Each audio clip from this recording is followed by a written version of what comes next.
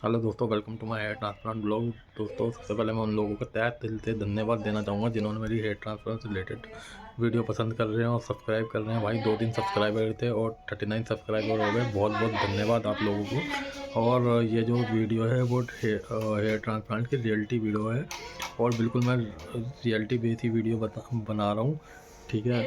और सबसे पहले ये देखो कि भाई मेरे क्या है रिज़ल्ट। ये देखो, ये मैंने ऐसे कवर कर लिया तो मेरी स्कैल्प थोड़ी कवर हो गई है। थोड़ा फेस जो है थोड़ा दिखाने लायक हो गया। ये देखो, ये देखो। पर ये है कि भाई डेंसिटी नहीं आई है, बस जो है थोड़ा स्कैल्प थोड़ी ढक गई है, थोड़ा सा हल्का सा लुक थोड़ा सा इन्हेंस हुआ है बस। और दूसरी बात मैं आपको ये बताना चाहूँगा कि भाई मैं गया था 17 नवंबर की मेरी वीडियो थी और 24 नंबर को मैं उनसे दिखाने गया था क्योंकि मेरी 5th PRVP थी। और मैंने उन काफ़ी देर बैठा मैं उस क्लिनिक के अंदर। भाई 15 मतलब कि आधा पौने घंटे के अंदर मेरा नंबर आया। उनको मैंने बताया कि भाई मेरे जो है रिज़ल्ट बिल्कुल भी नहीं आ रहे। मैंने ऐसे बाल खड़े कर लिए थे। भाई ये देखो 9 महीने के रिज़ल्ट देखो क्या है, 0 रिज़ल्ट है भाई।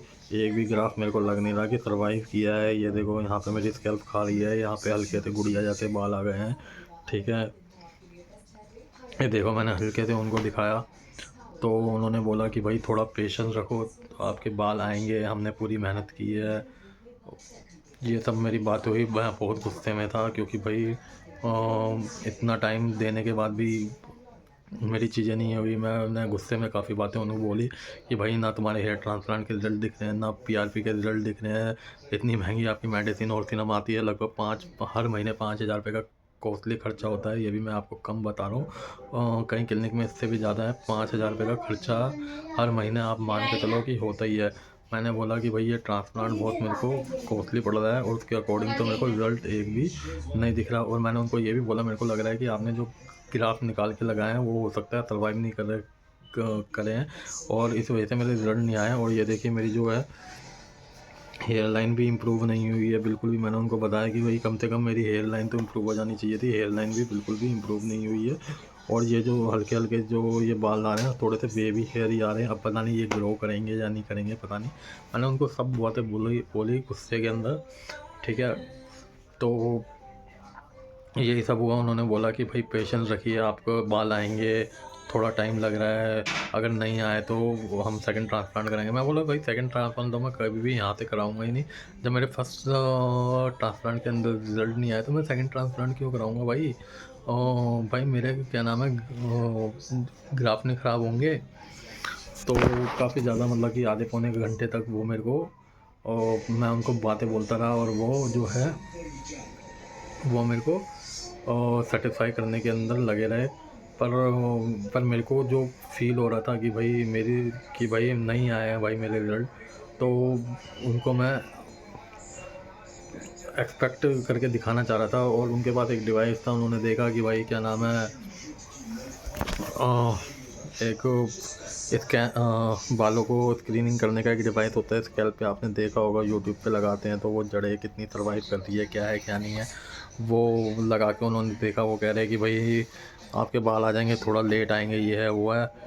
तो आखिरी में बात जाके ये हुई कि मैं बोला भाई PRP के रिज़ल्ट नहीं आ रहे तो भाई कम से कम GFC कर दो। पर भाई उनकी उनकी तो भाई GFC करने के नाम से उनकी तो टैन निकल रही थी कि भाई क्या नाम है, आप PRP की जगह GFC देंगे तो भाई हमारा जो खर्चा है वो जाएगा। पर उनको चीज़ थी वो नहीं कि भाई वो बातें घुमाने लग गए कि भाई PRP जो है, PRP और GFC एक ही चीज़ है, ये वो फलाना ढिंगाना। मैं बोला चलो छोड़ो यार, जो बात मेरे को कहनी थी वो मैंने कर दी। फिर आखिरी के अंदर उन्होंने मेरे को ये 2 चीज़ें बोली, भाई ये आप ऐसा करिए 15 दिन में 2 मेरे को एक ऑइंटमेंट लिख दिया। और वो ऑइंटमेंट में आपको दिखा देता हूँ। ये ऑइंटमेंट है, ये देखिए अच्छे से, ये अच्छे से आप देख ही लोगे। और इसी ऑइंटमेंट का नाम है टॉपिसोल 6%। इन्होंने कहा है कि ये टॉपिकल ऑइंटमेंट जो है महीने के अंदर 2 बार लगाओ, 15-15 दिन के गैप के अंदर आपकी स्कैल्प से जो बाल हैं वो निकलना शुरू हो जाएंगे। पर मैंने देखा कि भाई कोई भी यूट्यूबर इसको नहीं ला रहा है। इतने सारे क्या नाम है, हेयर ट्रांसप्लांट से रिलेटेड लोग वीडियो डाल रहे हैं, क्लिनिक वाले भी डाल रहे हैं, पर मैंने ये नहीं देखा कि किसी ने भी बताया हो कि भाई हेयर ट्रांसप्लांट के इतने रेट रिज़ल्ट भी आते हैं, फिर डॉक्टर आपको इस तरीके की दवाई भी रिकमेंड करता है, ठीक है। और ये शैम्पू है केटाकोनाजोल 2%, ये भी मेरे को इन्होंने प्रिस्क्राइब किया है कि भाई इसको लो। और जब क्या नाम है, इसको बालों को धोने के बाद ड्राई हेयर के अंदर ये लगानी है आपको महीने के अंदर 2 बार, ठीक है। मैं बोला चलो ठीक है यार, इनकी ये बात भी मान लेते हैं, मेरे को पता है कि भाई मेरे अकॉर्डिंग तो रिजल्ट आ नहीं रहे, एक बार ये भी ट्राई करके देख लेते हैं। तो मैंने एक ख़रीद लिया भाई, ये टॉपिकल 6% जो है, कम से कम भाई ये 300 रुपये की दवाई है, और 300 रुपये का ये जो है कैटाकोनाजोल शैम्पू है, और ये कम से कम इन्होंने 600 रुपये का खर्चा कर दिया। और मैंने उनको ये भी बताया कि भाई आपके कुछ भी मतलब कि 9 महीने के अंदर जो रिज़ल्ट होते हैं वो काफ़ी ज़्यादा अमेजिंग रिज़ल्ट होते हैं भाई, मेरे नहीं आ रहे, ठीक है। उन्होंने भाई काफ़ी चीज़ें जो है वो सारी चेंज करी मेरी भाई। पहले जब इन्होंने हेयर ट्रांसप्लांट मेरा करवाया तो ये शैम्पू दिया, ठीक है। ये काफ़ी फेमस शैम्पू है, इसका नाम है ग्रिप हेयर एडोनोस डेड सी मिनरल्स करके ये शैम्पू है, ठीक है। वो मैंने बहुत से बंदों को देखा है, और भाई ये 600 रुपये का शैम्पू है, ठीक है। और उसके बाद भी इन्होंने एक और शैम्पू मेरे को रिकमेंड किया, 3 महीने के बाद, सिल्किन करके शैम्पू था, उसके अंदर भी सैलिसिलिक एसिड था, और उससे सर धोने के लिए कहा था। भाई बहुत शैम्पू वेस्ट कर दिए, और ये लगा लो कम से कम हर महीने 6,000 रुपये का, 5-6 हज़ार रुपये का खर्चा ही खर्चा है। और यही थी जो मेरी 24 नंबर को जो मेरी बात हुई, मैं डिस्कस करके मैं आपको बताना चाह रहा था कि भाई मेरी क्लिनिक में ये बात हुई। और दूसरा, इस बार भी मैं आपको जो है क्लिनिक का नाम नहीं बताऊंगा, नेक्स्ट वीडियो में जब मेरी PRP जो हो जाएगी 5th, फिर मैं उसी के बाद आपको बताऊंगा कि हेयर ट्रांसप्लांट का कौन सा क्लिनिक है जहाँ से मैंने करवाया, और आपको उस क्लिनिक में नहीं जाना है। और क्या नाम है, और मैं इसलिए वो एकदम से किसी को डिफेम नहीं करना चाह रहा हूँ, पहले मैं सोच रहा हूँ कि भाई थोड़ा सा टाइम और दूँ। जब मैं 1 साल जब मैं देख लूँगा कि भाई कुछ रिजल्ट नहीं आ रहे, कुछ भी चीज़ नहीं है, तो मैं आपको ज़रूर बताऊँगा कि भाई इस क्लिनिक में बिल्कुल भी ना जाएँ, ठीक है। इतना मैं बता देता हूँ कि ये जो है, इतना मैं आपको आइडिया देता हूँ, रोहिणी सेक्टर 5 के अंदर ये क्लिनिक है, इतना मैं आपको सिर्फ इस वीडियो में बताऊँगा, और इससे ज़्यादा मैं इस वीडियो में नहीं बताऊँगा आपको कि कौन क्लिनिक का नेम क्या है, बस ये इतना ही बताऊँगा। रोहिणी सेक्टर 5 के अंदर है, ये दिल्ली के अंदर। और अब मैं थोड़ा और देख लेता हूँ कि चीज़ों को, क्योंकि मैं चाहता नहीं हूँ कि एकदम से किसी को डिफेम किया जाए, ठीक है। और ओके दोस्तों, मेरा यही था कंसर्न आपको हेयर ट्रांसफर से रिलेटेड बताने का, कि ज़रूरी नहीं है कि आपके जो है 6 महीने के अंदर रिजल्ट आ जाए। हो सकता है आपको टाइम भी लग जाए, हो सकता है कि नया है। और आप जो क्लिनिक चूज़ करो भाई, बहुत अच्छे से चूज़ करो क्लिनिक को, ठीक है।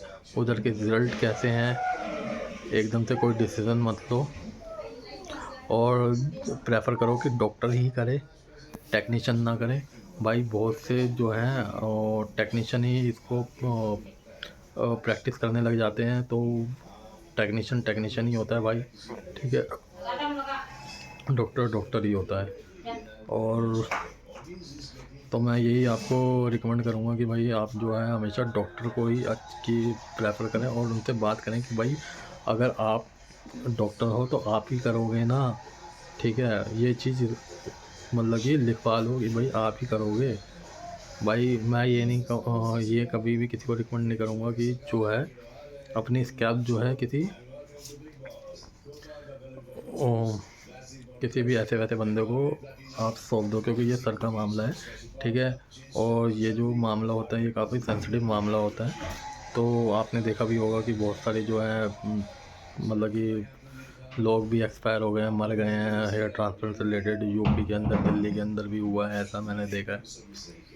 तो यही है, सावधान रहें, सतर्क रहें अगर आप हेयर ट्रांसप्लांट करवा रहे हैं तो।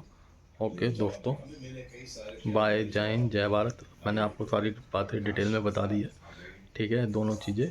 और आप जानना चाहते थे कि कौन सा क्लिनिक है, मैंने नाम नहीं बताया, पर मैंने आपको बता दिया दिल्ली के रोहिणी सेक्टर 5 में है, ठीक है। ऐसा नहीं किया है कि भाई और वीडियो में मैं नेक्स्ट वीडियो में बताऊंगा, क्योंकि मैं अभी किसी को भी डिफेम नहीं करना चाहता हूँ, बस यही है।